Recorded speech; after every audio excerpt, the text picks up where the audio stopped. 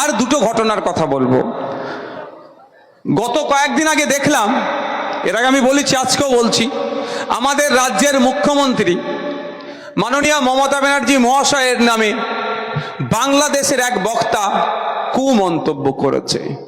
আমার সাথে মমতা ব্যানার্জির রাজনৈতিক মতপার্থক্য আছে, থাকবে, কারণ মমতা ব্যানার্জি চোরগুলোকে প্রশ্রয় দিয়েছে আর আমরা চোর মুক্ত সমাজ ব্যবস্থা চাইছি।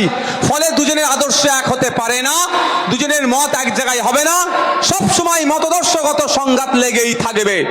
কিন্তু end of the day Mamata Banerjee আমাদের মুখ্যমন্ত্রী, আমাদের রাজ্যের মুখ্যমন্ত্রীকে নিয়ে যে বাজে মন্তব্য বাংলাদেশের এই বক্তা করেছে, আমি পশ্চিম বাংলা থেকে, ভারতবর্ষ থেকে বাংলাদেশের এই বক্তাকে ধিক্কার নিন্দা জানাচ্ছি। ওই বক্তব্য প্রত্যাহারের জন্য এখান থেকে বার্তা দিচ্ছি। সাথে সাথে আমার ভারত সরকারকে বলছি, আপনি বাংলাদেশের ইন্টেরিয়াম গভর্নমেন্টের মাধ্যমে ওই বক্তার কাছ থেকে জবাবদিহি করুন।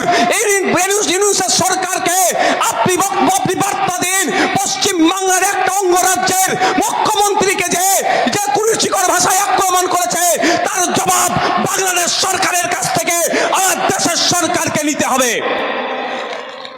ছাড়ার কোনো জায়গা নাই। মমতা ব্যানার্জি ভুল করবে, সমালোচনা করি আর করব। ইভেন আমরা কি বলি, সমস্ত চোরেদেরকে প্রশ্রয় মমতা ব্যানার্জি দিচ্ছে, কিন্তু ব্যক্তিগত পরিসরে গিয়ে তাকে আক্রমণ করবে আমরা মেনে নিতে পারি না। আমার দেশের সরকারের কাছে আমি অনুরোধ করব যে ইমিডিয়েট ইউনূস সরকারের কাছে আপনি এর জবাব তলব করেন। রাজনৈতিক মতপার্থক্য ছিল, আছে, থাকবে, আদর্শগত মতপার্থক্য ছিল, আছে, থাকবে, কিন্তু আমার রাজ্যের মুখ্যমন্ত্রীকে কটু ভাষায় আক্রমণ করবে, এটা আমরা মেনে নিতে পারবো না। কারণ সাংবিধানিক পদে তিনি বসে আছেন, তার হাতে সার্টিফিকেট আছে, তাকে আপনাকে আমাকে সম্মান দিতে হবে। আপনি আমি যদি সংবিধানকে ভালোবাসি, আপনি আমি যদি সংবিধানকে মেনে চলি, সংবিধানকে সম্মান দিতেই হবে। সেই সংবিধানের বলে, আর্টিকেলের বলে মমতা ব্যানার্জি চিফ মিনিস্টার সিটে বসে আছে। সুতরাং আমি আপনি সংবিধানকে পাথেয় করে আমার দেশের আইনকে মেনে চলছি, তাই আইনকে সিনিয়র মান্যতা দিয়ে চিফ মিনিস্টারের সিটে বসেছে।